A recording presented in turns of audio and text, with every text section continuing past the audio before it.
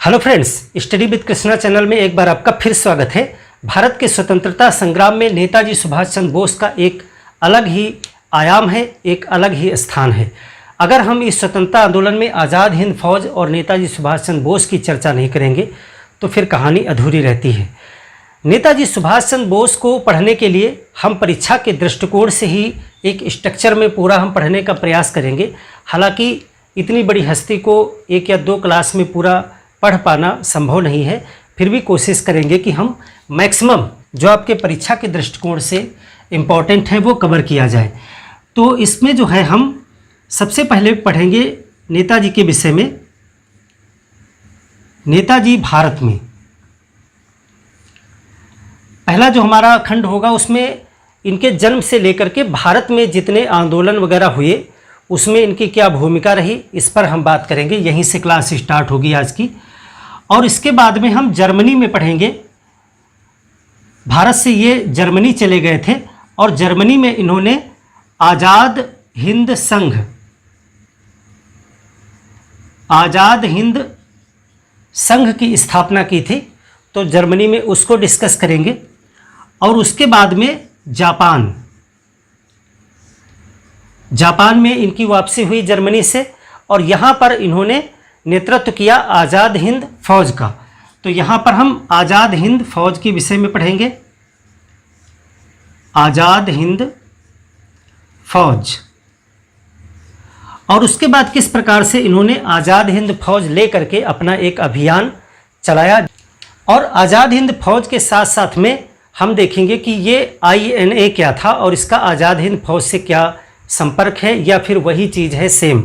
तो यानी हम इसमें INA और रास बिहारी बोस पर भी बात करेंगे। रास बिहारी बोस, इनका क्या योगदान था इस चीज़ पे बात करेंगे। और ये INA यानी इंडियन नेशनल आर्मी क्या थी, क्या यही आज़ाद हिंद फौज है या दोनों अलग अलग चीज़ हैं, इस पर भी पूरा हम डिस्कस करेंगे। इसके बाद में हम देखेंगे कि किस प्रकार से जापान में जब आज़ाद हिंद फौज का नेतृत्व सुभाष चंद्र बोस ने किया और इसके बाद इन्होंने एक अस्थायी भारत सरकार की स्थापना की। तो हम अस्थायी सरकार पे बात करेंगे। अस्थायी सरकार, आज़ाद हिंद सरकार,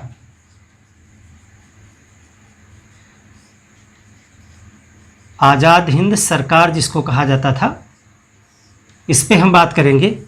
और इसके बाद में आज़ाद हिंद फौज को लेकर के जापान के साथ मिल करके नेताजी ने अपना ऑपरेशन चलाया भारत की तरफ और उसे कहा जाता है ऑपरेशन यू। ऑपरेशन यू, इस पे बात करेंगे। और लास्ट में इस सभी चीज़ों के बाद में जब नेताजी सुभाष चंद्र बोस की मृत्यु हो जाती है उसके बाद में आज़ाद हिंद फौज के सेनानियों पर एक मुकदमा चलाया जाता है, उस पर हम बात करेंगे। वो होगा आज़ाद हिंद के सैनिकों पर मुकदमा, सैनिकों पर मुकदमा। और लास्ट में हम डिस्कस करेंगे कि भारत की स्वतंत्रता में बोस जी का क्या योगदान है, उनकी क्या भूमिका है, उस पर हम थोड़ा सा विश्लेषण करेंगे। तो लास्ट हमारा टॉपिक होगा स्वतंत्रता में बोस जी की भूमिका।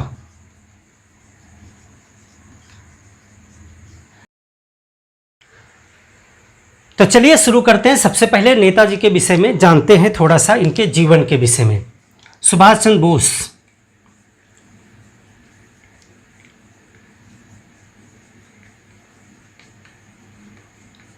सभी लोग जानते होंगे, बहुत नॉर्मल सी दो चार चीज़ें पहले हम बात करेंगे, उसके बाद हम देखेंगे आगे की यात्रा क्या है।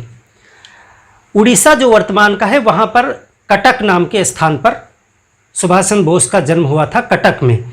उस समय उड़ीसा अलग नहीं हुआ करता था, उस समय उड़ीसा जो है वो बंगाल का ही हिस्सा हुआ करता था। हमने आपको पिछले किसी क्लास में बताया था शायद भारत शासन अधिनियम 1935 वाले क्लास में बताया था कि भारत सरकार अधिनियम 1935 के द्वारा बंगाल से उड़ीसा को निकाल करके एक नया प्रांत बनाया गया था।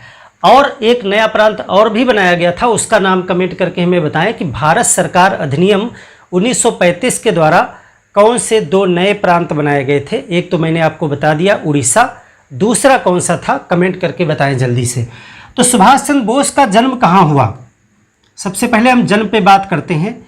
तो जन्म हुआ कटक उड़ीसा में, कटक उड़ीसा उस समय का बंगाल है, तो कभी आपका उड़ीसा विकल्प नहीं है, बंगाल है विकल्प, तो वो भी सही होगा। और 23 जनवरी 1897 का समय अगर आप याद करें तो ये वो समय है जब बाल गंगाधर तिलक अपनी राजनीति में एक राष्ट्रव्यापी प्रसिद्धि पा रहे थे। पूरे राष्ट्र में एक राष्ट्र नेता के रूप में उभर कर आ रहे थे बाल गंगाधर तिलक, क्योंकि वो जो है केसरी और मराठा में अपने जो लेख लिख रहे थे उनकी वजह से उन पर एक मुकदमा किया गया था और उस मुकदमे में वो पहली बार जेल गए थे। तो ये वही समय है जब कटक में सुभाष चंद्र बोस का जन्म हुआ। पिताजी पेशे से वकील थे और इनका परिवार पहले से ही काफ़ी धन धान्य से परिपूर्ण था, यानी एक अमीर परिवार में सुभाष चंद्र बोस का जन्म हुआ था। उस समय भी इनके यहाँ कारें वगैरह हुआ करती थी, यानी कि वो एक धनाढ्य परिवारों में गिना जाता था कलकत्ता के। तो पिताजी का नाम आपको याद रखना है, पिताजी और माताजी। पिताजी जानकी बोस और माताजी थी प्रभावती।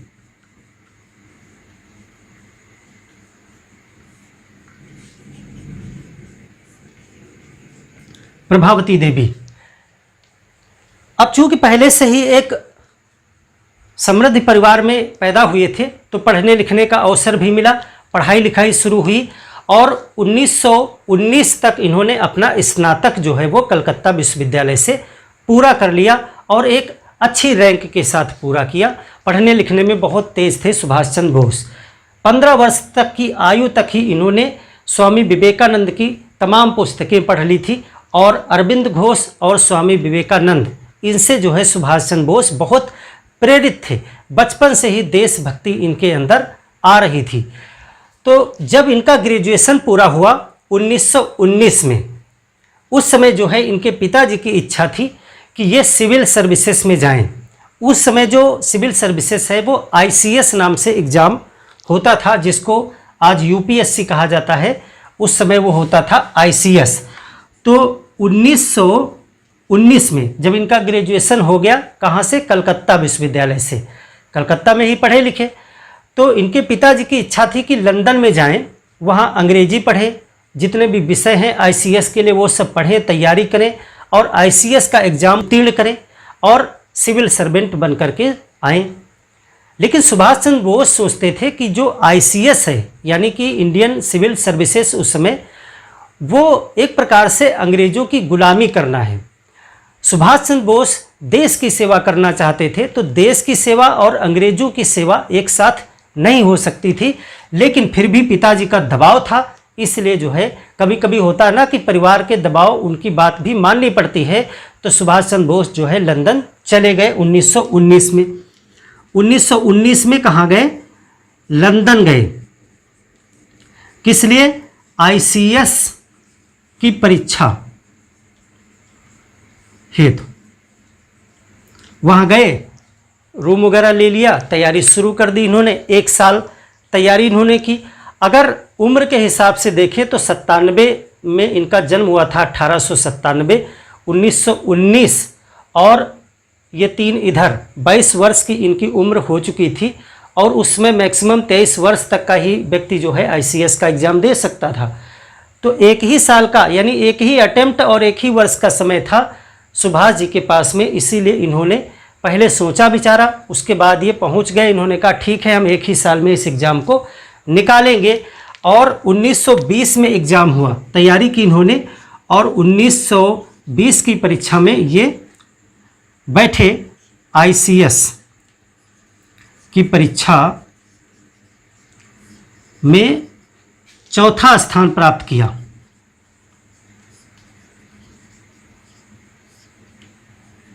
4th रैंक लेकर के आए, पास हो गए। लेकिन इनका मन तो था नहीं नौकरी करने का। हालांकि उस समय ICS का जो अधिकारी होता था वो बहुत शानो शौकत से रहता था, अंग्रेज़ों के काम करो, और बहुत बड़े बड़े बंगलों में कार मोटर गाड़ी इत्यादि सारी सुविधाएं उसको मिलती थी। तो सुभाष चंद्र बोस चाहते तो यहाँ पर जो है वो ICS की नौकरी करते, किसी ज़िले में जाकर के अधिकारी बनते, और पूरा फ्यूचर इनके सामने गोल्डन फ्यूचर था। लेकिन जो देश प्रेमी लोग होते हैं, जो राष्ट्र के लिए कुछ करना चाहते हैं, उनको सुविधाएं जो है वो चाहे जितनी मिले, लेकिन उनका मन जो है हमेशा इसी में लगा रहता है, देश प्रेम में। तो 1921 में इन्होंने त्यागपत्र दे दिया, कहीं कुछ बने ही नहीं, बस ज्वाइनिंग इनकी हुई थी, त्यागपत्र दे दिया। एक पत्र इन्होंने लिखा घर पे अपने बड़े भाई शरद चंद्र बोस को, और कहा कि इस नौकरी को हम नहीं कर पाएंगे। इनकी माताजी ने इसका सपोर्ट किया और ये जो है त्यागपत्र दे करके घर आ गए। तो जीवन के विषय में बहुत ज़्यादा आपको नहीं याद रखना है, बस यही 3, 4, 5 पॉइंट आपको याद रखने हैं। इसके बाद जो है हम देखें कि भारत में जो इनका राजनीतिक करियर रहा वो क्या रहा। तो 1921 डेट आपको समझ में आ गई कि इस समय जो है असहयोग आंदोलन भारत में चल रहा था, और सबसे पहले सुभाष चंद्र बोस जो है असहयोग आंदोलन में ही आकर के शामिल हुए।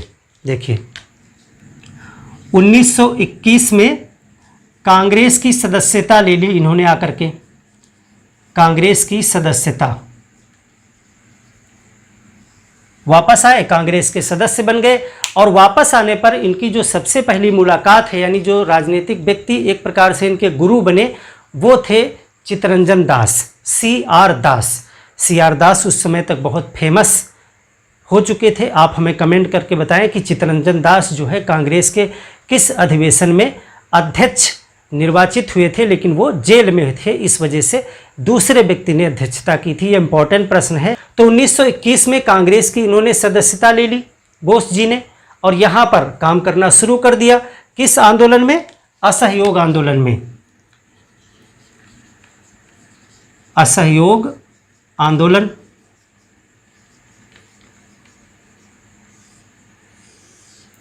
असहयोग आंदोलन में ये शरीक तो हो गए गांधी जी के साथ में, लेकिन सुभाष चंद्र बोस और महात्मा गांधी की विचारधारा में बिल्कुल जमीन आसमान का फर्क था। उद्देश्य दोनों लोगों का एक ही था, लेकिन सुभाष चंद्र बोस का सोचने का तरीका क्रांतिकारी था, और गांधी जी का तरीका हम पूरा आपको पीछे पढ़ाते ही आ रहे हैं। तो सुभाष चंद्र बोस अभी तो नए नए कांग्रेस में आए थे, बिल्कुल युवा, और इस समय एक दूसरे युवा भी कांग्रेस में जो हैं, मोतीलाल नेहरू के सुपुत्र जवाहरलाल नेहरू। तो ये 2 युवा इस समय जो है आंदोलन में शरीक हुए।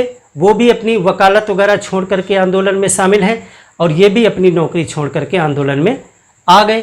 तो असहयोग आंदोलन में बढ़ चढ़ करके इन्होंने हिस्सा लिया, असहयोग आंदोलन में शामिल। ये पहला आंदोलन है। और इसके बाद में घटना क्या हुई? चौरी चौरा कांड हो गया। चौरी चौरा कांड में एक पुलिस चौकी जला दी, और महात्मा गांधी ने फरवरी 1922 में असहयोग आंदोलन को वापस ले लिया।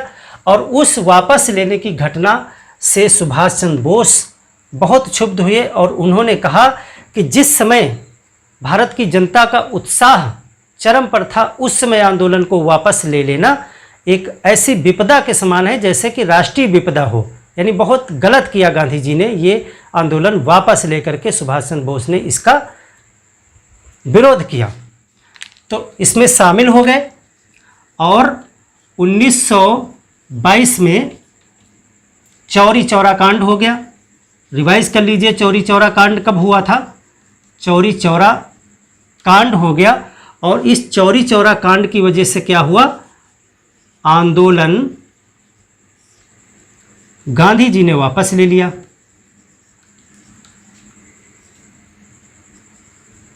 स्थगित कर दिया, रोक दिया आंदोलन। अब इस समय सुभाष चंद्र बोस का जो बयान था वो आपसे पूछा जा सकता है। तो यहां पे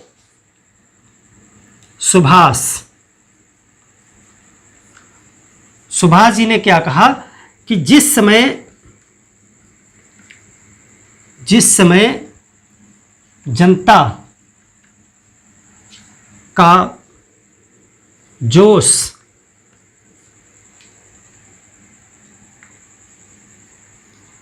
अपने चरम पर था।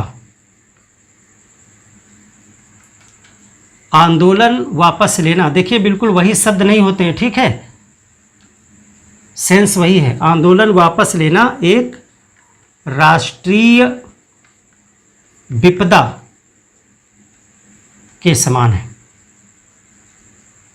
यानी कि इस निर्णय का, महात्मा गांधी के इस निर्णय का इन्होंने विरोध किया। आते ही गांधी जी से इनका विरोध शुरू हो गया है, जहां से एंट्री हुई 1921 से ही। इसके बाद में CR दास से इनके जो विचार हैं वो ज़्यादा मैच हो रहे थे। CR दास इत्यादि ने भी, मोतीलाल नेहरू इत्यादि ने भी गांधी जी के कुछ निर्णयों का विरोध किया था। गांधी जी ने असहयोग आंदोलन में कहा था कि हम इलेक्शन में भाग नहीं लेंगे। उस समय इलेक्शन होने वाले थे मॉन्टेग्यू चेम्सफोर्ड सुधार के तहत, लेकिन गांधी जी ने कहा था कि इलेक्शन में हम भाग नहीं लेंगे, और बाद में उन्होंने कांग्रेस के सभी लोगों को इसके लिए मना भी लिया था। लेकिन मोतीलाल नेहरू और चित्तरंजन दास इस बात से क्षुब्ध थे, और जैसे ही जब गांधी जी ने आंदोलन भी वापस ले लिया तो उन्होंने कहा कि ये तो दोनों तरफ से आपने महात्मा जी गलत कर दिया, एक तो आपने आंदोलन भी वापस ले लिया और इलेक्शन में लड़ने से भी मना कर दिया। इस वजह से उन्होंने एक अलग पार्टी बनाई जिसको कहा गया स्वराज पार्टी। स्वराज पार्टी के विषय में भी हमने आपको बताया था। 1923 में दो लोगों ने खास करके ये पार्टी बनाई थी, मोतीलाल नेहरू और चित्तरंजन दास, और उसी पार्टी में सुभाष चंद्र बोस को इन्होंने सचिव बनाया। उसमें कई सचिव थे, सुभाष चंद्र बोस को भी उसमें सचिव बनाया गया था। और यहाँ से स्वराज दल के साथ में, स्वराज पार्टी के साथ में सुभाष चंद्र बोस ने काम शुरू किया। अब आपने देखा था कि जब स्वराज दल ने इलेक्शन लड़ना शुरू कर दिया, उस समय महात्मा गांधी इस आंदोलन के बाद में थोड़ा राजनीति से किनारे हो गए। उन्होंने अपना चरखा, खादी और रचनात्मक कार्यों में अपना मन लगाया, और जब तक साइमन कमीशन का विरोध का समय 1928 तक नहीं आया, तब तक गांधी जी इस राजनीतिक पटल से थोड़ा गायब रहेंगे। और इसके बीच में जो टोटल है वो क्रांतिकारियों का समय है। काकोरी कांड, HSRA, चंद्रशेखर आज़ाद, इन सब का जो है पूरा आपने पढ़ा था। तो यहीं पर स्वराज दल आया। तो जब ये सब विरोधी यानी एक जैसे लोग एक जगह इकट्ठा हुए तो एक नए दल का गठन हुआ 1923 में। 1923 में स्वराज पार्टी या स्वराज पार्टी बनी। स्वराज पार्टी किसने किसने बनाई थी? इसमें दो लोग थे खास करके, एक थे मोतीलाल नेहरू और दूसरे थे चित्तरंजन दास, जिनको CR दास कहते हैं। इन दो लोगों ने एक पार्टी बनाई, स्वराज पार्टी, और इस पार्टी का उद्देश्य था कि हम इलेक्शन लड़ करके जाएंगे विधान परिषदों में और वहां से जाकर के सरकार का विरोध करेंगे। और इसी में जो है सुभाष चंद्र बोस भी शामिल हो गए। यहाँ पे सुभाष चंद्र बोस ये जो है सचिव बने इस पार्टी के, और इन्होंने काम शुरू कर दिया चित्तरंजन दास के नेतृत्व में। तो आपने यहाँ तक समझ लिया कि कांग्रेस में ये शामिल हो गए, अपनी नौकरी छोड़ करके आए। कांग्रेस में शामिल होने के बाद में सबसे पहले असहयोग आंदोलन में उतरे, लेकिन यहाँ पर गांधी जी से इनकी बात नहीं बन पाई। गांधी जी ने अपना आंदोलन वापस कर लिया और सुभाष चंद्र बोस इससे असंतुष्ट हुए। और फिर जो है जब स्वराज पार्टी बनी तो सुभाष चंद्र बोस जो है उसमें सचिव के पद पर पहुंच गए और स्वराज पार्टी के साथ मिल करके काम करना इन्होंने शुरू किया। और चित्तरंजन दास जो इनके एक प्रकार से गुरु थे, चित्तरंजन दास कलकत्ता नगर निगम के मेयर चुने गए, और कलकत्ता नगर निगम के मेयर के पद पर जब ये थे तो 1924 में सुभाष चंद्र बोस को इन्होंने CEO बना दिया कलकत्ता नगर निगम का। और यहाँ से कलकत्ता में जो है सुभाष चंद्र बोस एक लोकप्रिय नेता के रूप में उभर करके सामने आए, और इन्होंने तमाम कार्य जो है कलकत्ता नगर निगम में करना शुरू किए। और यहीं से सुभाष चंद्र बोस का जेल में आना जाना शुरू हो गया। बहुत बार ये जेल गए, 1930 तक आते आते 10-11 बार ये जेल हुआ है। इनको पकड़ ले जाते थे अंग्रेज, छोड़ देते थे, पकड़ ले जाते थे। जैसे ही, अब क्रांतिकारी विचारधारा के व्यक्ति थे, मन नहीं मानता था बिल्कुल, जैसे ही बाहर आते थे फिर कुछ शुरू कर देते थे करना, और फिर अंग्रेज उठा ले जाते थे। और एक गांधी जी ने जो तरीका निकाला था, अनशन करने लगते थे जेल में जा कर के, तो ये सभी करते थे, सभी जो लोग जेल पहुंच जाते थे वो अनशन करते थे वहाँ पे, और फिर अंग्रेज जो है परेशान हो जाते थे। वो सोचते थे ये भारतीय लोग जो है खाना नहीं खाते हैं 20-20 दिन, 25-25 दिन, और इनको छोड़ना पड़ जाता है। अंग्रेज बहुत इससे अचंभित हो जाते थे कि कैसे इस प्रकार का अनशन भारतीय लोग कर लेते हैं कि अन्न जल त्याग देते हैं 20-20 दिन, 25-25 दिन, तो उनको छोड़ना ही पड़ जाता था। क्योंकि अगर किसी राष्ट्रीय नेता की मृत्यु जेल के अंदर हो गई अनशन से, तो उससे बात और बिगड़ सकती थी, इसलिए एट लास्ट उनको कुछ न कुछ करना ही पड़ जाता था। तो सुभाष चंद्र बोस यहाँ तक आपने समझा। चलिए आगे देखते हैं कि ये सीईओ कब बने। अभी देखिए, आपने पढ़ा होगा कि कलकत्ता के मेयर भी बने थे सुभाष चंद्र बोस, लेकिन मेयर बाद में बनेंगे, अभी तो सीआर दास मेयर बनेंगे। 1924 में कलकत्ता नगर निगम के सीईओ बने। और किसने सीईओ बनाया? उसमें मेयर कौन था? मेयर थे सीआर दास, चित्तरंजन दास मेयर थे। और उन्होंने, मेयर को यह हक होता है कि इसको वो चाहे तो अपना मुख्य कार्यकारी अधिकारी बना सकता है, चीफ एग्जीक्यूटिव ऑफिसर। तो उन्होंने सुभाष चंद्र बोस को बना दिया, और सुभाष चंद्र बोस जो है वो काम करना शुरू कर दिए यहाँ पर। जब ये मेयर के सीईओ के पद पर काम करने लगे तो इनकी लोकप्रियता बढ़ने लगी, और कांग्रेस में जो है ये एक जाने माने नेता के रूप में जाने जाने लगे। और इन्होंने कुछ काम भी अच्छे अच्छे किए कलकत्ता में, इसलिए इनकी लोकप्रियता और ज़्यादा आगे बढ़ी। और दुर्भाग्य की बात थी कि अगले वर्ष ही जो है सीआर दास की मृत्यु हो गई। सीआर दास की मृत्यु जो है 1925 में इनकी मृत्यु हो गई थी। ये पीछे हम आपको बता भी चुके हैं। तो 1925 में जब सीआर दास की मृत्यु हो गई थी, उसके बाद में जो स्वराज पार्टी है वो धीरे धीरे डाउन हो गई थी। स्वराज पार्टी में आपको हमने बताया था कि कुछ लोगों ने सरकार में जाने के बाद में, जैसा इनका उद्देश्य था कि वहाँ पर जा कर के हम विरोध करेंगे, उसके बजाय उन्होंने वहाँ पर पद लेने शुरू कर दिए, और इस तरह से स्वराज पार्टी अपने मूल उद्देश्य से थोड़ा भटक गई थी। और धीरे धीरे करके स्वराज पार्टी 1930 तक पहुँचते पहुँचते विलय हो गई।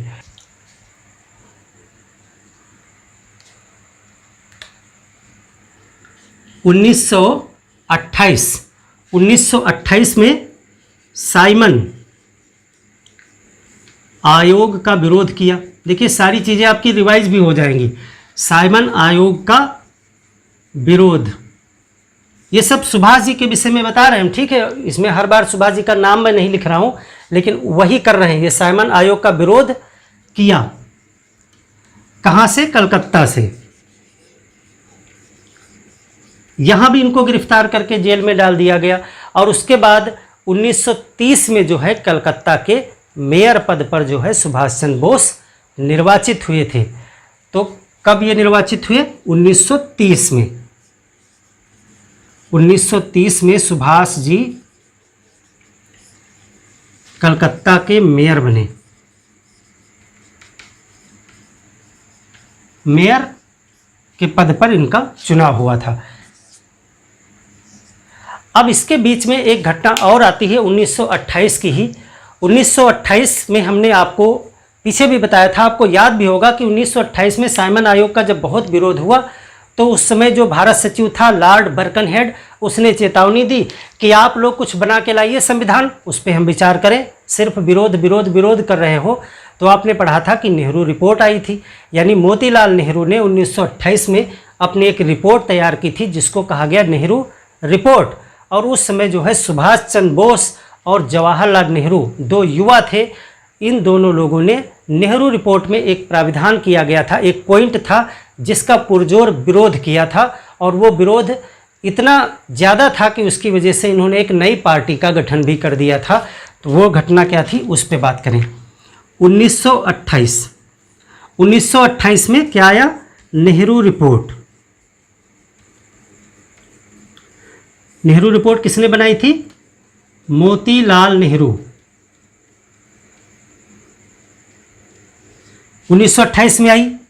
नेहरू रिपोर्ट को आप डिटेल में पढ़ चुके हैं, बार बार वो चीज़ें नहीं बताएंगे। इसमें एक पॉइंट था जो सुभाष जी से संबंधित है, बस उतनी बात करते चलेंगे। तो नेहरू रिपोर्ट में एक बिंदु था कि भारत को क्या बनाया जाए, डोमिनियन स्टेटस दिया जाए। भारत को डोमिनियन स्टेटस, ये बात इसमें की गई थी। पहला बिंदु यही था कि भारत को आप डोमिनियन स्टेटस बना दीजिए, अधिराज्य बना दीजिए। अब यहाँ पर सुभाष जी का जो अपना एक विचार था कि हमको अब ये डोमिनियन स्टेटस नहीं चाहिए। सुभाष अपने समय से बहुत आगे सोचते थे। नेताजी ऐसे ही नेताजी नहीं बन गए। नेताजी अपने समय से 10-20 साल आगे तक का सोच लेते थे और वो समझ जाते थे कि अंग्रेज़ों की इसमें रणनीति क्या है। महात्मा गांधी जनता के मन को बहुत अच्छा पढ़ लेते थे और वो जान जाते थे कि जनता क्या चाहती है। लेकिन सुभाष चंद्र बोस ये भी जानते थे कि अंग्रेज़ों की प्रतिक्रिया इस पर सकारात्मक आएगी या नकारात्मक। वो पहले ही बता देते थे कि अंग्रेज़ क्या चाहते हैं, क्या निर्णय देंगे इस पर। तो सुभाष जी ने कहा कि ये डोमिनियन स्टेटस अब पुरानी बात हो गई, इतने दिन से हम यही सब तो रट रहे हैं, हमको पूर्ण स्वराज की बात करनी चाहिए, पूर्ण स्वराज की मांग करनी चाहिए।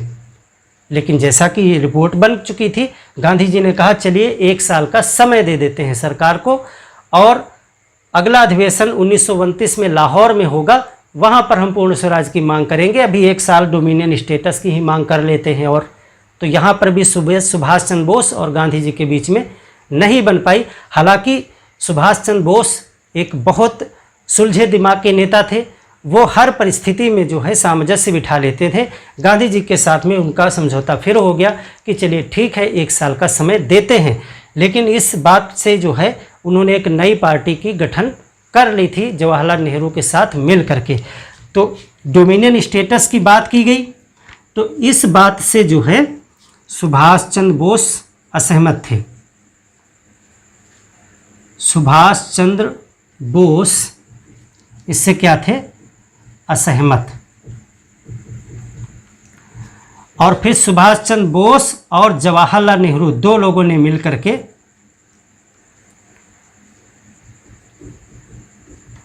इन दोनों लोगों ने मिल करके जो है एक नई पार्टी की बना ली थी। उस पार्टी का नाम था Indian independence league, independent league. बाद में जो है गांधी जी ने समझौता कराया और 1 साल का समय देने पर राजी हो गए थे। ये बात आपको पीछे हम बता भी चुके हैं, यहाँ पर आप इसको नोट भी कर लेंगे कि बाद में गांधी जी के हस्तक्षेप से डोमिनियन स्टेटस को 1 साल तक के लिए वैलिड किया गया कि अगर 1 साल तक सरकार हमें डोमिनियन स्टेटस नहीं देती है तो लाहौर अधिवेशन 1929 में हम पूर्ण स्वराज को अपनी मांग बनाएंगे। और वही हुआ। सुभाष चंद्र बोस ने पहले ही बता दिया था कि अंग्रेज इसको नहीं मानेंगे। अंग्रेज़ों ने नहीं माना और अगले साल 1929 में जब लाहौर में अधिवेशन हुआ वहाँ पर जो है पूर्ण स्वराज की मांग रखी गई। 1929 के लाहौर अधिवेशन जहाँ पर पूर्ण स्वराज की मांग रखी गई, वहाँ पर कांग्रेस के अधिवेशन की अध्यक्षता किसने की थी, कमेंट करके जल्दी से हमें आप बताएं। तो यहाँ तक कहानियाँ पहुँची। यहाँ तक आप ये देख रहे हैं कि सुभाष चंद्र बोस का नज़रिया बहुत क्रांतिकारी, बहुत तीव्र है, लेकिन कांग्रेस में उनकी विचारधारा दब जा रही थी, बार बार दब जा रही थी। जब भी वो आगे बढ़ने का प्रयास करते, पुराने नेता जो हैं वो सुभाष चंद्र बोस को रोक देते थे वहीं पर। तो ये, लेकिन अब कांग्रेस के सिवाय दूसरा मंच भी नहीं था कोई राष्ट्रव्यापी, पूरे राष्ट्र में जिसकी शाखाएं हो, यानी राष्ट्रीय स्तर की दूसरी पार्टी, तो उसी में सब लोग रहते भी थे। और गांधी जी ने अब तक 1930 के समय तक आते आते कांग्रेस में एक पूरी नई विचारधारा डेवलप कर दी थी कि कांग्रेस में वही लोग जो है उच्च पदों पर आकर के अपना रणनीतिक कार्य कर सकते हैं जो अहिंसा और सत्याग्रह के मार्ग को स्वीकार करते हैं। यानी कि क्रांतिकारी विचारधारा के लोगों के लिए कांग्रेस में कोई जगह नहीं थी। और देखिए, आज़ाद, चंद्रशेखर आज़ाद, सरदार भगत सिंह, राम प्रसाद बिस्मिल, अशफाक उल्लाह खां, ये सब लोग अपना अलग अलग काम करते थे। कांग्रेस के माध्यम से ये लोग काम नहीं कर पाते थे। सुभाष चंद्र बोस थोड़ा बीच का मार्ग अपनाते थे। ये कांग्रेस के साथ मिल करके क्रांतिकारी आंदोलन करना चाहते थे। एक सेना का गठन का इनका मन था। एक चाहते थे कि एक सेना भी होनी चाहिए कांग्रेस के साथ में जो अंग्रेज़ों से सशस्त्र लड़ाई करे, ये भी इनका विचार था। लेकिन अभी इनको कांग्रेस में आए 7-8 साल हुए हैं, इतनी ज़्यादा इनका हस्तक्षेप नहीं था कि ये अपने निर्णय मनवा पाते। लेकिन यहाँ से जब 1929 में इन्होंने पूर्ण स्वराज पास करा दिया तो इनकी लोकप्रियता बढ़ गई और ये पहुँच गए कांग्रेस की जो टॉप कार्यकारिणी समिति होती थी, 13-14 लोग जिसमें होते थे, उस समिति के मेंबर बन गए सुभाष चंद्र बोस। इसके बाद में अब क्या होता है, आ गया समय सविनय अवज्ञा आंदोलन का। तो सविनय अवज्ञा आंदोलन 1930 में शुरू हुआ, दांडी मार्च।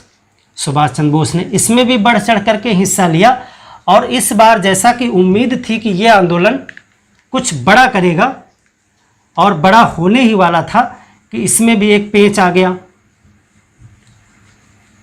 उसको समझते हैं क्या हुआ। 1930 का समय आ गया। 1930 में कौन सा आंदोलन शुरू हुआ? सविनय अवज्ञा आंदोलन।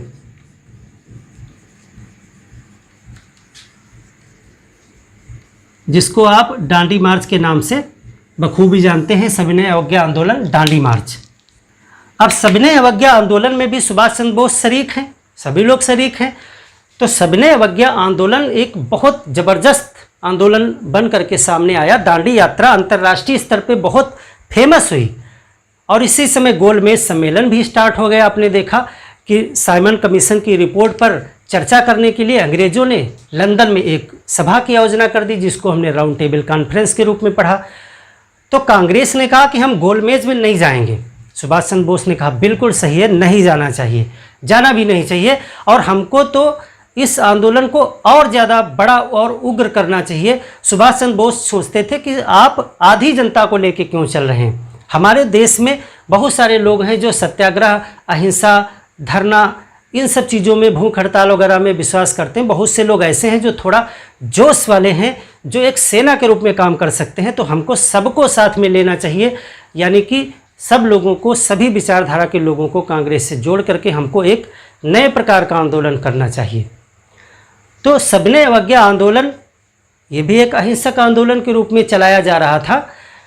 तो खैर, सविनय अवज्ञा आंदोलन एक प्रकार से सफल था और इसने अंग्रेजी सरकार को झुका दिया। अंग्रेजी सरकार जो है समझौता करने के लिए अपनी तरफ से उसने अपना प्रस्ताव रखा। अभी पहले उसने जो है कांग्रेस को गैर कानूनी घोषित कर दिया, लेकिन एक साल का जब आंदोलन चला, पहले गोलमेज सम्मेलन में कांग्रेस का कोई भी व्यक्ति नहीं गया। आपने देखा पहले वाले गोलमेज सम्मेलन में कांग्रेस का कोई व्यक्ति नहीं गया। वो जो सम्मेलन था असफल हो गया। असफल होना ही था जब मेन पार्टी गई नहीं उसमें। तो कांग्रेस के सामने सरकार झुकी, यानी सरकार ने कहा कुछ समझौता कर लिया जाए। और उस समय लॉर्ड इरविन था और इधर से जो टॉप लीडर थे वो थे महात्मा गांधी। तो इरविन और महात्मा गांधी के बीच में एक समझौता हुआ, जिसको गांधी इरविन पैक्ट के रूप में आपने पढ़ा, 5 मार्च 1931। अब इतना बढ़िया आंदोलन चल रहा था और उसमें फिर से अचानक से एक समझौता हुआ, और वो भी समझौता ऐसा था कि वो उसमें समझिए सिर्फ अंग्रेज़ों की बातें मान ली गई, अपनी कोई बात मनवाई ही नहीं गई। हमने आपको गांधी इरविन पैक्ट भी पढ़ाया था, क्या क्या प्रावधान उसमें किए गए थे। जबकि उसमें चाहते तो अपने ये क्रांतिकारी भाइयों को, सुभाष जो भगत सिंह, सुखदेव, राजगुरु को फांसी होने वाली थी 23 मार्च 1931 को, उसको कम से कम रुकवा सकते थे, ना माफ़ करवाते तो सज़ा ही कम करा सकते थे। वो शर्त उसमें नहीं रखी गई। दूसरा, जिन उद्देश्यों के लिए सविनय अवज्ञा आंदोलन चल रहा था, 11 सूत्री मांग थी, वो मांगे भी नहीं मानी गई और फिर भी आंदोलन रोक दिया गया। तो इन सब बातों से सुभाष चंद्र बोस को बहुत बड़ी आपत्ति थी। इसके बाद एक निर्णय ये हुआ कि गांधी जी अकेले जाएंगे कांग्रेस के तरफ से जो है द्वितीय गोलमेज सम्मेलन में भाग लेने के लिए। एक ही लोग हमने आपको पीछे पढ़ाया था कि कांग्रेस की तरफ से सिर्फ गांधी जी गए। तो सुभाष चंद्र बोस ने पहले ही कहा कि वहाँ पर अनेक दल जा रहे हैं और प्रथम गोलमेज सम्मेलन की रिपोर्ट आ गई थी न्यूज़पेपर और सब मीडिया में कि क्या क्या वहाँ पे हुआ। तो सुभाष चंद्र बोस ने कहा कि गांधी जी को अकेले भेज रहे हो और वहाँ पर इतने सारे लोग पार्टी हैं, सब अपनी अपनी बात रखेंगे और गांधी जी इन सबको एक साथ जो है कैसे जवाब दे पाएंगे, और फिर सब लोग मिलकर के गांधी जी के ऊपर प्रेशर क्रिएट कर लेंगे और फिर कांग्रेस का कोई मुद्दा वहाँ पर जो है पुरजोर तरीके से नहीं रखा जा सकेगा। एक अकेला आदमी और 50 लोग एक तरफ से बात कहने वाले होंगे तो कुछ हो नहीं सकता। लेकिन फिर भी गांधी जी को अकेले ही कांग्रेस ने भेजा और जैसा सुभाष चंद्र बोस ने कहा था बिल्कुल वैसा ही हुआ। वहाँ पर गांधी जी अपनी बात को पूरी तरीके से नहीं रख पाए, क्योंकि जो विपक्ष के तमाम लोग थे, यानी इनके इतर बात करने वाले जो लोग थे, उनका दबाव बहुत ज़्यादा था और गांधी जी वहाँ पर अकेले पड़ गए। बाकी लोगों ने अपना एक संगठन बना लिया एक आंतरिक रूप से। तो इस प्रकार से उस आंदोलन में कांग्रेस असफल हुई और सुभाष चंद्र बोस ने कहा कि ये कांग्रेस की असफलता और गांधी जी की असफलता है, और इस असफलता की वजह है कि कोई भी पहले से प्लान रणनीति नहीं बनाई गई और गांधी जी को वहाँ पर अकेले भेजा गया। तो सुभाष चंद्र बोस सविनय अवज्ञा आंदोलन में शामिल और यहाँ पर जो है जब 5 मार्च 1931 जो है गांधी इरविन समझौता हुआ, तो इस समझौते से सुभाष जी असहमत इन्होंने कहा यह भी सही नहीं हुआ इस समझौते से भी। और सेकंड गोलमेज सम्मेलन में गांधी जी को अकेले, कांग्रेस की तरफ से, बाकी तो बहुत लोग गए थे, गांधी जी को अकेले भेजने के निर्णय से भी असहमत। यानी ये दोनों बातें इनको पसंद नहीं आई और इन्होंने पहले ही कह दिया था कि ये कुछ भी जो है सही नहीं हो रहा है, और वही हुआ।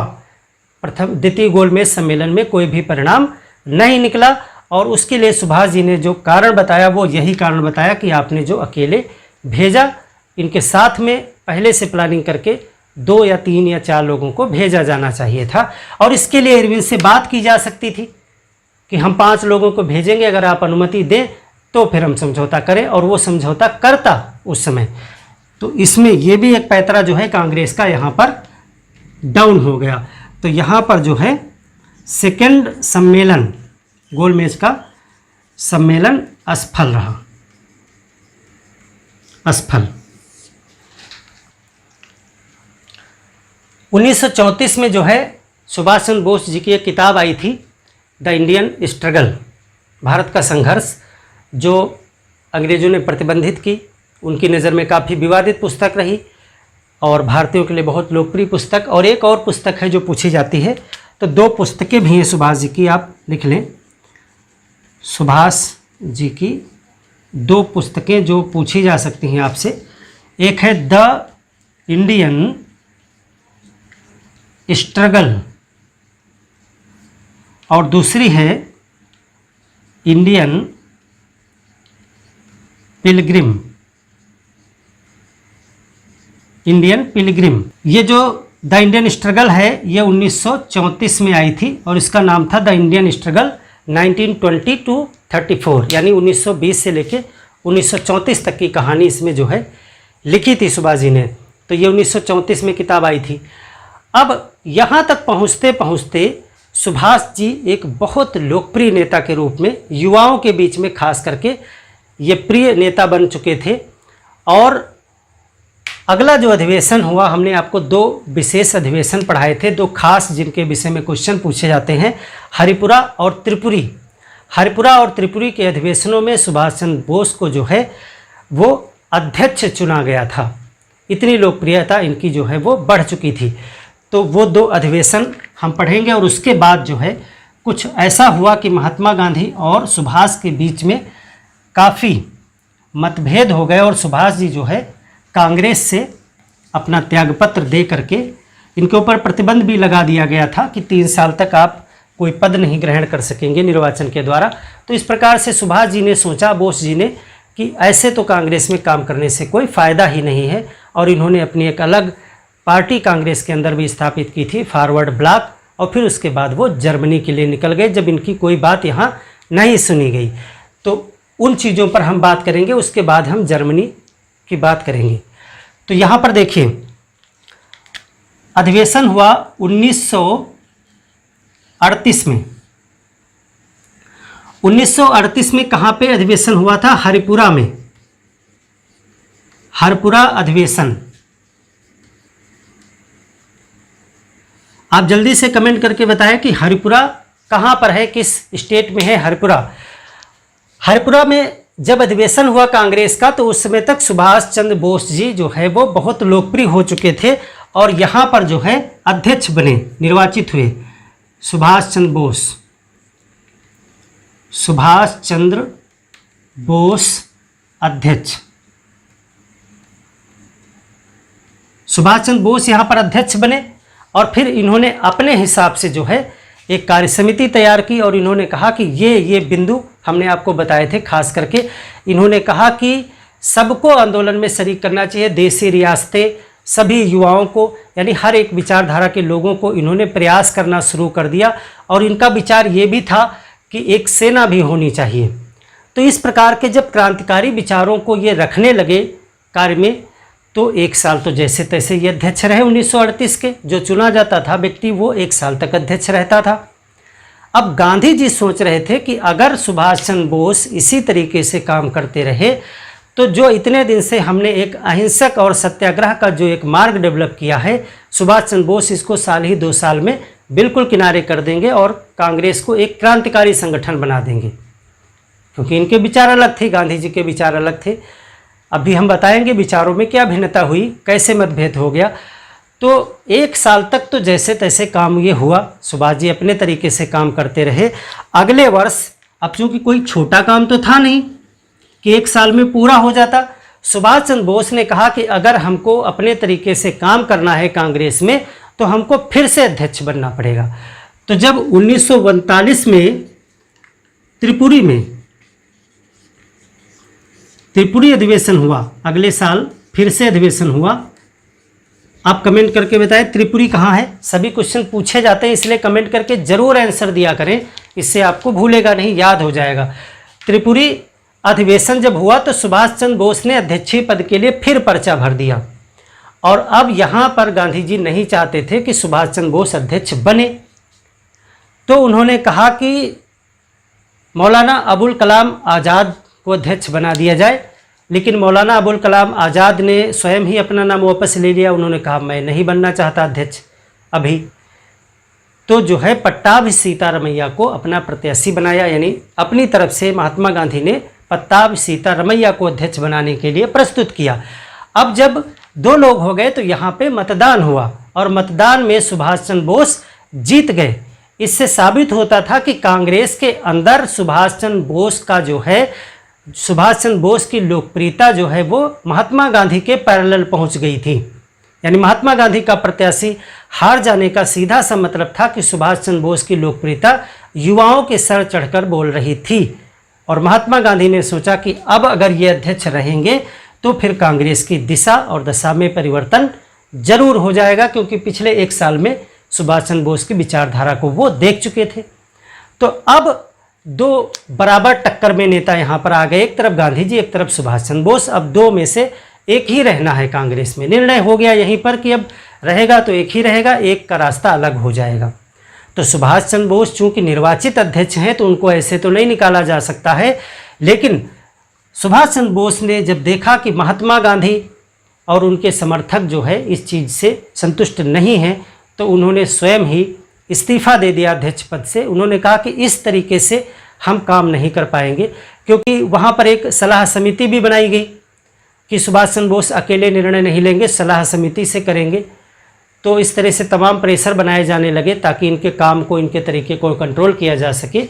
तो जो है सुभाष चंद्र बोस ने इस्तीफ़ा दे दिया अध्यक्ष पद पे जीतने के बावजूद, और फिर डॉक्टर राजेंद्र प्रसाद को वहाँ पर अध्यक्ष बनाया गया। और फिर 1939 में ही इन्होंने एक नया अपना दल बनाया, फॉरवर्ड ब्लॉक। फॉरवर्ड ब्लॉक की स्थापना की, जो बिल्कुल इनके विचारधारा का एक दल था। और ये चाहते थे कि 1939 जब द्वितीय विश्व युद्ध का समय आ गया, द्वितीय विश्व युद्ध, तो यहाँ पर ये सुभाष चंद्र बोस जो है एक बड़ा आंदोलन छेड़ना चाहते थे और महात्मा गांधी ऐसा नहीं करना चाहते थे। इसी बात को लेकर के विवाद हो गया था। तो त्रिपुरी अधिवेशन में क्या हुआ, यहाँ पर सुभाष चंद्र बोस, पूरा आपको पढ़ा भी चुके हैं, आप शॉर्टकट में बस लिख लें, सुभाष चंद्र बोस फिर जो है अध्यक्ष चुने गए। पहली बार यहाँ पर वोट पड़े और पट्टाभी सीतारमैया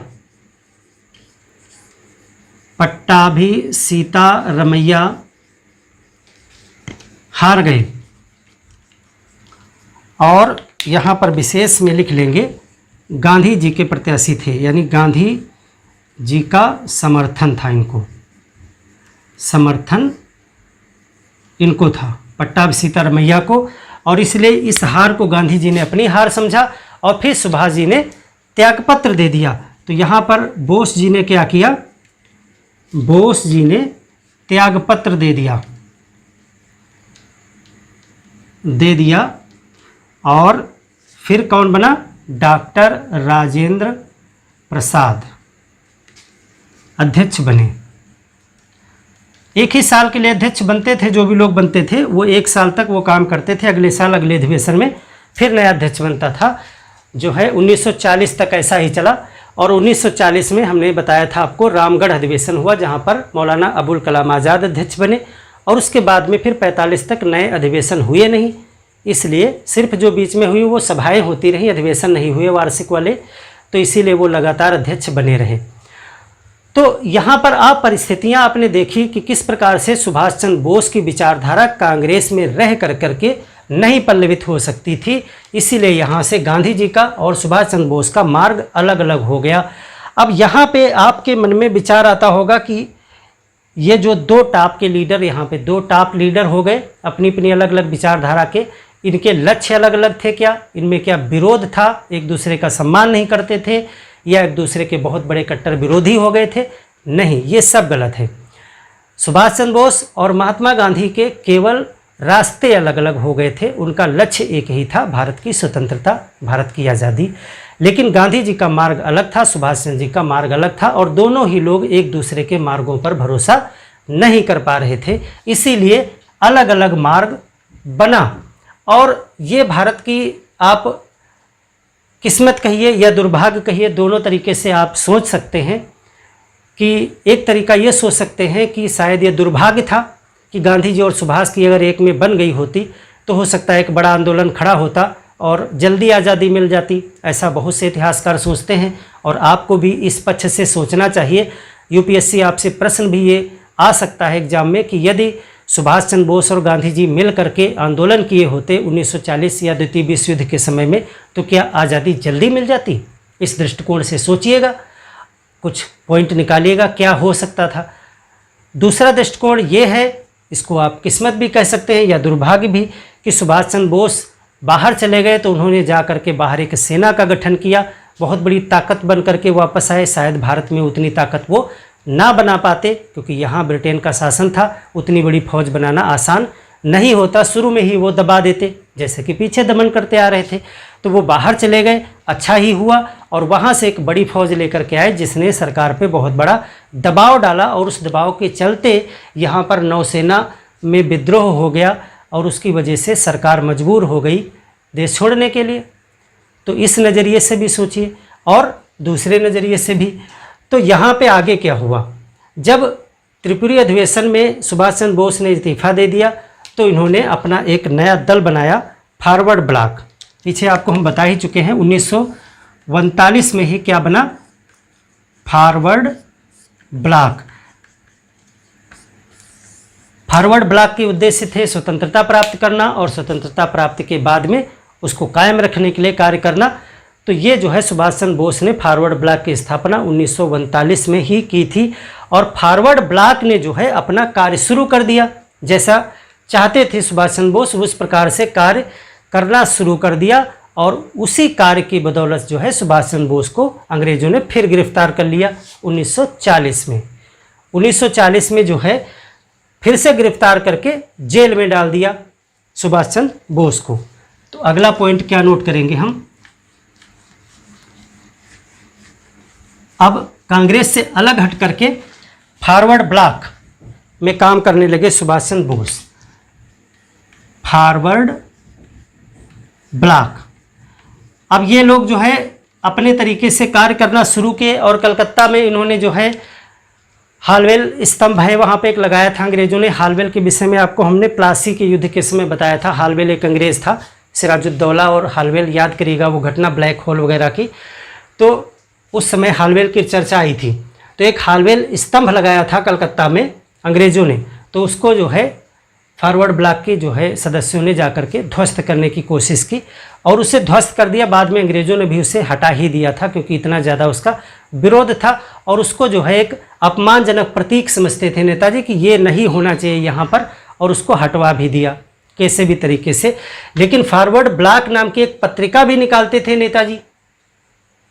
जो नेताजी शब्द हम प्रयोग कर रहे हैं वो नेताजी अभी इनको नहीं कहा गया है, नेताजी इनको जर्मनी से कहना शुरू करेंगे, लेकिन हम अभी नेताजी नाम से ही संबोधित करते हैं तो वही नाम रखेंगे। तो फॉरवर्ड ब्लॉक नाम की एक पत्रिका भी थी, उसमें भी क्रांतिकारी लेख निकलते थे और भाषण भी इस तरह के ये देते थे जा करके। तो इन सबको आधार बना करके युद्ध का समय था, द्वितीय विश्व युद्ध का समय था, भारत रक्षा अधिनियम पास हो चुका था, जो युद्ध के समय में किसी भी व्यक्ति को 6 महीने के लिए जेल में डाला जा सकता था बिना किसी भी जांच पड़ताल के। तो उस कानून के तहत जो है सुभाष चंद्र बोस को उठा के 1940 में जेल में डाल दिया। कहा भारत रक्षा कानून यानी युद्ध के समय आपसे खतरा है सत्ता को। तो वहाँ पर जब इस अनैतिक तरीके से सुभाष जी को बंद कर दिया गया जेल में, तो ये वहाँ पर अनशन शुरू कर दिया। इन्होंने कहा हम खाना पानी कुछ खाएंगे ही नहीं, या तो फिर हमको छोड़िए यहाँ से। 2, 4 दिन, 5 दिन, 10 दिन जब हालत बिगड़ने लगी तो अंग्रेज मजबूर हो गए। तो उन्होंने सोचा अगर हम छोड़ते हैं तो बाहर जा कर के फिर कोई एक्शन लेंगे, तो ऐसा करो इनके घर पे ही इनको कर दो, जाके रख दो और बाहर पहरा लगा दो, घर में इनको नज़रबंद कर दो। तो 1940 में ही सुभाष चंद्र बोस को इनके ही घर पर नज़रबंद कर दिया गया और फिर वहीं से चुपके से एक दिन वो गायब हो गए। कोई जान ही नहीं पाया कि सुभाष चंद्र बोस कहाँ चले गए और फिर वो प्रकट हुए जा कर के जर्मनी में। वो हम आगे डिस्कस करेंगे, पहले हम इतना घटना नोट कर लेते हैं।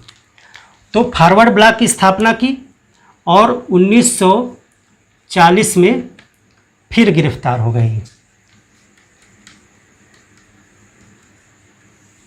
फिर गिरफ्तार हो गए किस कानून के तहत? भारत रक्षा अधिनियम। ये युद्ध के समय चालू किया जाता था भारत रक्षा अधिनियम। तो इसमें गिरफ्तार करके इनको जो है जेल में डाल दिया गया और वहाँ पे जो है जेल में इन्होंने अनशन शुरू कर दिया, जेल में अनशन। और फिर जो है इस अनशन से ही घर पर नज़रबंद कर दिया।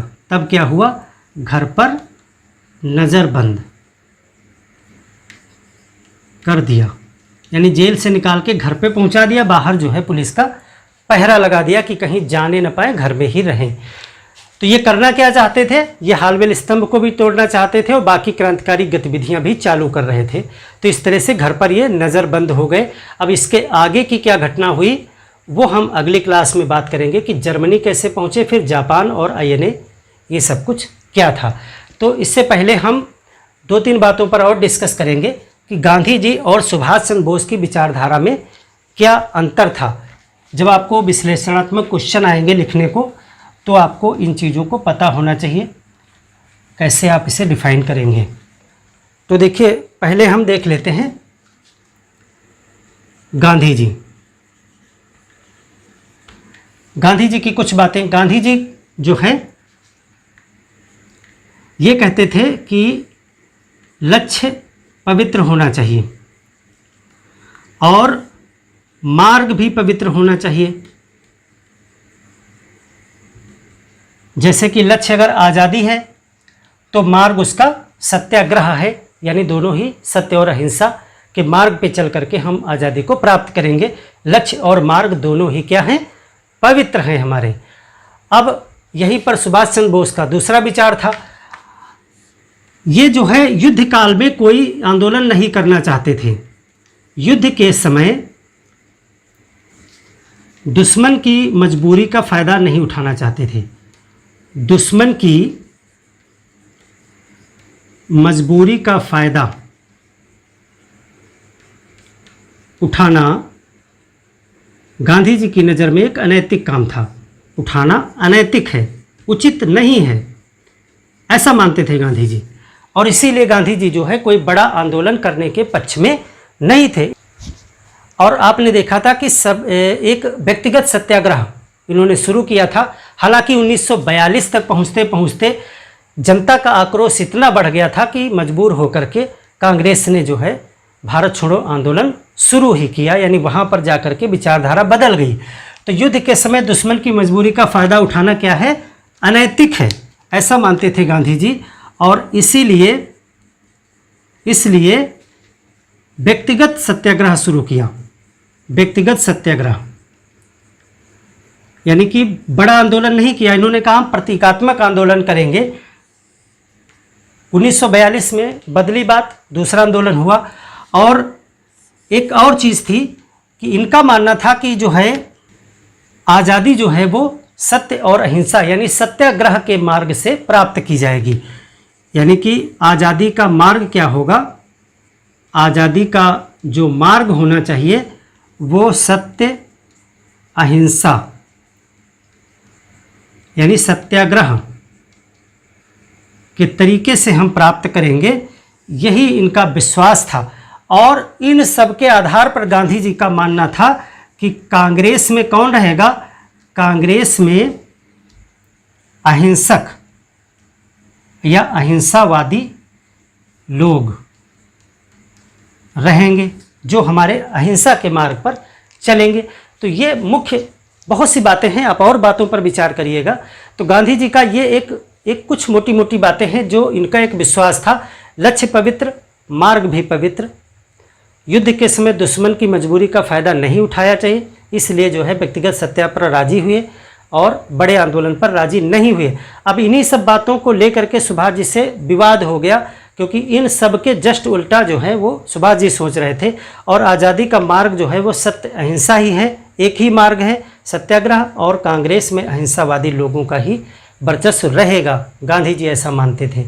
अब यहीं पर सुभाष जी का मार्ग जो है वो क्या था, उस पर अगर हम बात करें, ये तुलनात्मक है, लिख लीजिएगा ऐसे ही, बहुत जो है आपको कॉन्सेप्ट में काम आएगा। जब भी आपको आंसर देना होगा कुछ चीज़ों का तो आपको काम आएगा। अब यहाँ पर सुभाष जी की बात करें। अब देखिए पहला मार्ग, पहली बात को ही देखते हैं क्या इनके विचार हैं। इन्होंने कहा कि लक्ष्य जो है बिल्कुल पवित्र होना चाहिए, कोई ऐसा काम नहीं करना चाहिए जिसका लक्ष्य अपवित्र हो, यानी गलत इरादा हो, चोरी का इरादा हो, डाका डालने का इरादा हो, ऐसा कोई इरादा ना हो कि हम देश को बर्बाद करना चाहते हैं। हमारा भी लक्ष्य पवित्र है, आज़ादी। लेकिन हम मार्ग पे भरोसा नहीं करते हैं, एक ही मार्ग पे। तो मार्ग इन्होंने कहा कि मार्ग कोई भी हो सकता है, यानी कि वो हिंसा का मार्ग भी हम ले सकते हैं और अहिंसा का मार्ग भी ले सकते हैं। ये निर्भर करता है परिस्थितियों पर और दुश्मन पे। जब दुश्मन हमारे सामने सेना लेकर के खड़ा है तो उस समय हमको सेना से ही जवाब देना पड़ेगा, वहाँ पर हम अहिंसा से काम नहीं चला सकते। इसीलिए हमारे पास दोनों व्यवस्थाएं होनी चाहिए, जिस हथियार की ज़रूरत हो वो हम चला दें। यानी गांधी जी के अहिंसा के मार्ग से असहमत नहीं थे। अहिंसा का मार्ग सुभाष जी स्वीकार करते हैं, लेकिन कहते हैं कि साथ में सेना भी होना जरूरी है, समय बदल गया है। तो इनका मार्ग दो है। दूसरी चीज़, युद्ध काल के समय का जो नज़रिया गांधी जी का था कि युद्ध चल रहा है तो दुश्मन की मजबूरी का फ़ायदा ना उठाया जाए, सुभाष जी जस्ट इसके उलट सोचते थे कि यही मौका है, लोहा गर्म है, हथौड़ा मारना चाहिए। यानी इसी मौके पर अगर अंग्रेज़ों को हम निकाल पाए तो निकाल पाए, नहीं तो फिर ये मौका दोबारा नहीं आएगा। ये सोचना था सुभाष जी का। यानी कि युद्ध काल, द्वितीय युद्ध चल रहा है ना, द्वितीय विश्व युद्ध, तो युद्ध काल एक मौका है और मौके का फ़ायदा उठाना चाहिए।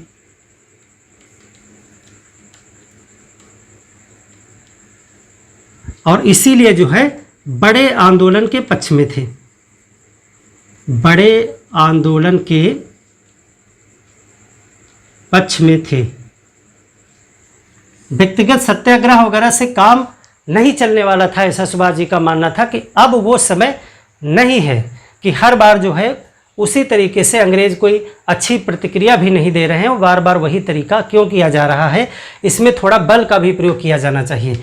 तो बड़े आंदोलन के पक्ष में थे ये, और इनका मानना था कि कांग्रेस में जो है सभी लोग आने चाहिए, कांग्रेस में सभी लोग आज़ादी की लड़ाई में शामिल हों, आज़ादी की लड़ाई में शामिल हों। यानी कि अगर सुभाष जी नेतृत्व में आते तो भगत सिंह कांग्रेस के मंच से ही होते, आज़ाद सिंह आज चंद्रशेखर आज़ाद जो है वो कांग्रेस के मंच से ही जाकर के काकोरी कांड करते और दांडी यात्रा भी की जाती। इनका मतलब ये था कि दांडी यात्रा भी करें, और अगर हमारे ऊपर कोई लाठियां बरसाएगा तो उसको फिर हम जवाब देने के लिए भी तैयार हों। तो सुभाष जी का ये नज़रिया था, और सेना तो ये चाहते ही थे, जैसे इनकी इच्छा थी आगे जा कर के इन्होंने सेना का निर्माण किया। तो ये चीज़ें हैं। अब जो नोट है वो आप हमेशा याद रखेंगे कि सुभाष जी और महात्मा गांधी के बीच में कोई भी विरोधी भावनाएं नहीं थी, सिर्फ मार्ग अलग अलग थे, यानी मतभेद था, मन भेद नहीं था। और सुभाष जी जब आज़ाद हिंद फौज लेकर के आए जापान की तरफ से, तो हमला किया उधर से, तब उधर से भी रेडियो के माध्यम से इन्होंने बापूजी को यानी महात्मा गांधी को राष्ट्रपिता कह करके संबोधित किया और कहा कि इस युद्ध में हमें राष्ट्रपिता अपना आशीर्वाद दें। तो उद्देश्य एक ही था, मार्ग अलग अलग थे, और अपने दृष्टिकोण से जैसा क्वेश्चन आएगा उसके हिसाब से विश्लेषण आप रखिएगा। अगर सुभाष जी के पक्ष में क्वेश्चन को ले जाना हो तो इनकी बातों को थोड़ा सा पढ़ने को ऊपर करते हुए, और अगर गांधी जी के पक्ष में निर्णय को ले जाना हो, जैसा क्वेश्चन की डिमांड हो उसी हिसाब से आप इसका विश्लेषण कर ले जाएंगे। आपको सभी दृष्टिकोण पता होने चाहिए। तो हमने नेताजी के विषय में भारत में, ये थोड़ा लंबा चैप्टर था क्योंकि भारत में बहुत सी बातें थी। अब अगले चैप्टर में इसमें हम जर्मनी, जापान और आईएनए की बात करेंगे और अस्थाई सरकार, और फिर एक चैप्टर में इसको करेंगे। 2 भाग इसमें हम पढ़ेंगे क्योंकि नेताजी से बहुत से क्वेश्चन आते हैं। सुभाष चंद्र बोस एक बहुत बड़ी शख्सियत है हमारे देश की, और इनके योगदान को कभी भुलाया नहीं जा सकता है, इसलिए थोड़ा सा डिटेल में हम इसको ज़रूर पढ़ेंगे परीक्षा के दृष्टिकोण से भी, और हमें पता भी होना चाहिए इन चीज़ों के विषय में। तो मिलते हैं एक और बेहतर क्लास में, तब तक के लिए धन्यवाद।